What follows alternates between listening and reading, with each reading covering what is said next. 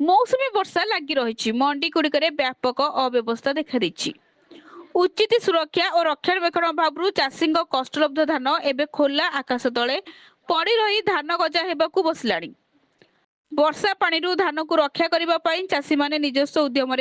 Polythene घोड़े रखी से दुर्दशा कमिबार ना नेउना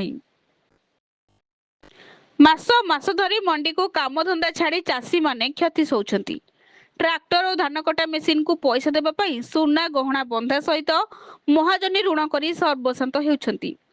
वर्तमान तली पकाइबार समय आसला बेले धान बिक्री हब केबे पैसा मिलिब केबे सेही आशारे चाषी वर्षा दाऊ सांगकू चोर भय जो चाषी दुख उपरे पुणी दुखर बोझ लदी हो जाउछि सरकार तरफ रबी धान किणा प्रक्रियार समय सीमा शेष होता बेले किंतु मंडी रे एजे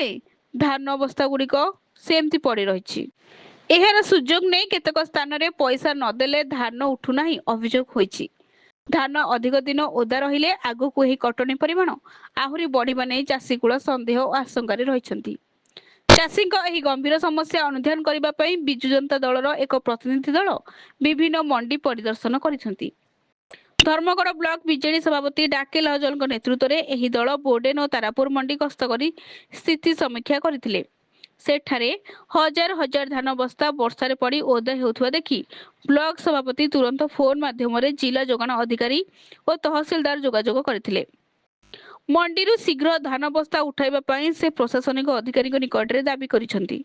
जदि चाषी धान तुरंत उठा न जाए तेबे आगामी दिन में बीजेडी पक्षरु राजरास्ता अवरोध कराजिबो बोली से चेतावनी दैछंती एही मंडी परिदर्शन समय महिला सभापति ममता राणी गोपाल जिला परिषद सभ्य प्रणव किशोर भयसाल छात्र नेता सुनील भयसाल समेत अनेक दलीय कर्मकर्ता उपस्थित थे चाषी ज्वलंत समस्या तुरंत समाधान पाई साधारण दाबी होइछि। उदित नारायण ठाकुर रिपोर्ट सठिक न्यूज।